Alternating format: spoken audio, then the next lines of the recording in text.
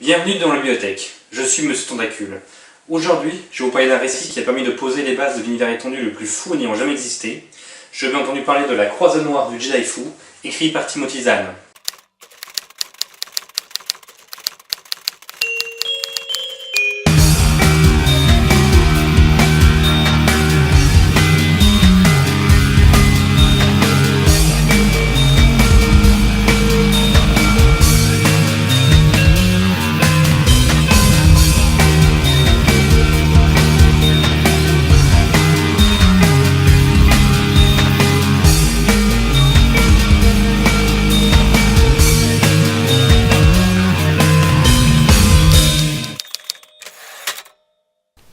La Croisade Noire du Jedi Fou, Heir to the Empire en version originale, est une trilogie de science-fiction écrite par l'auteur américain Timothy Zahn, publiée entre 1991 et 1993.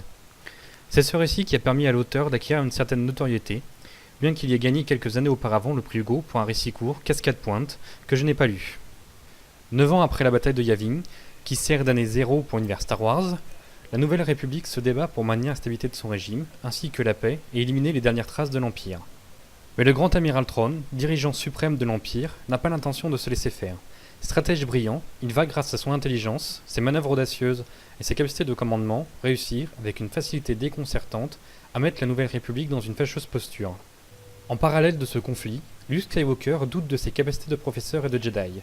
Doute justifié car en plus de l'entraînement de sa sœur, il va bientôt devoir assurer celui des enfants de cette dernière, dont la naissance proche attise la convoitise du Jedi noir Joruus C'baoth. Le héros de la rébellion devra aussi faire face à la haine farouche de Mara Jade, qui semble bien décidé à le tuer. Star Wars, rien qu'à ces deux petits mots, j'en frissonne de plaisir. Il faut dire que j'ai grandi avec ça, c'était presque une religion pour moi. Petit, j'ai découvert les films sur les vieilles VHS, vous savez, celles qui contenaient les pubs pour X-Files au début. J'ai eu des Lego, j'ai eu des figurines, les jeux vidéo auxquels tout le monde a joué. Et si mes amis rêvaient de Jedi et de X-Wing, moi je ne jurais que par les destroyers de classe impériale. Mais si, vous savez, ces trucs-là.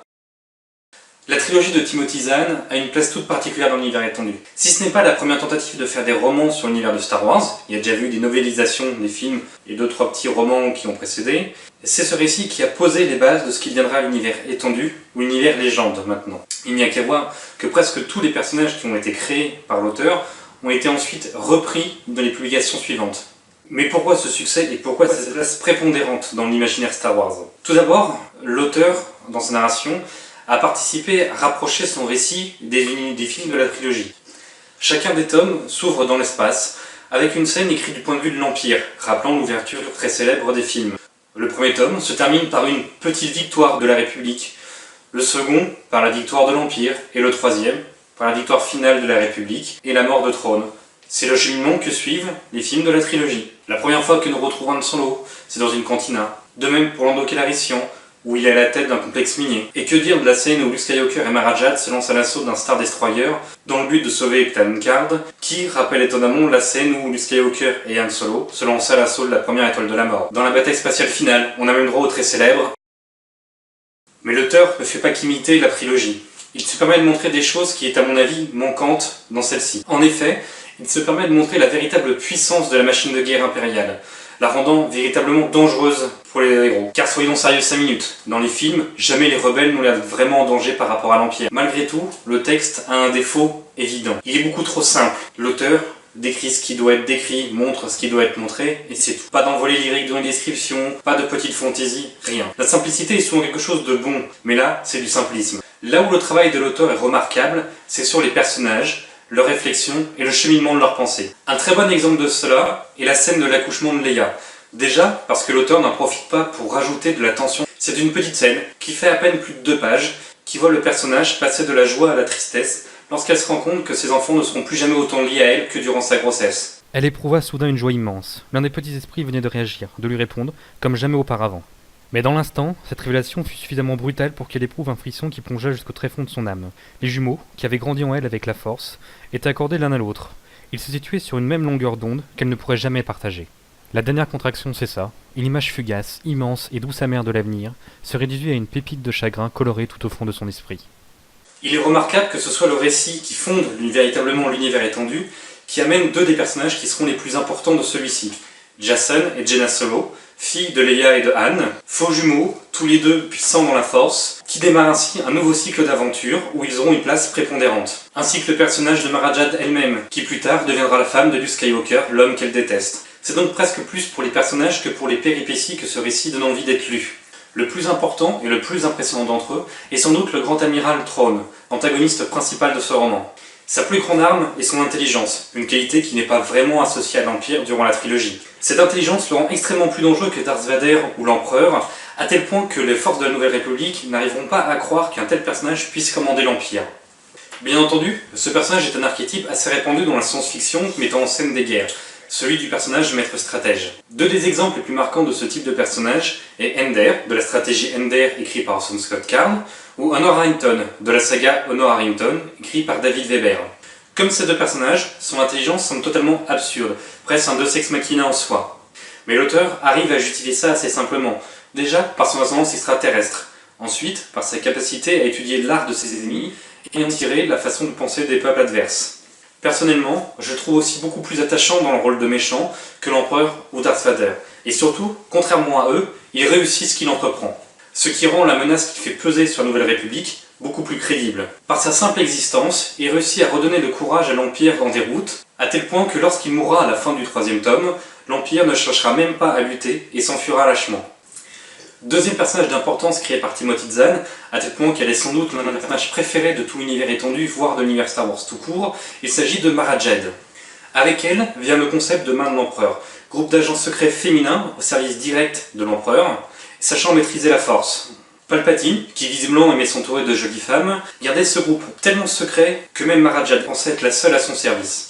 Introduite comme simple contrebandière au service de Talon Card, la première chose qui la caractérise est sa haine farouche pour Luke Skywalker. C'est un personnage clé du récit, car c'est majoritairement elle qui fait avancer l'histoire, en distribuant ses informations aux personnages ou en agissant elle-même. Autre avantage, elle présente un nouveau point de vue sur l'empereur Palpatine. En effet, jamais elle le présente comme un homme véritablement méchant, peut-être un peu dur. Mon seul regret à ce niveau-là, c'est que l'auteur ne soit pas allé plus loin dans la relation entre les deux personnages et la détaille plus.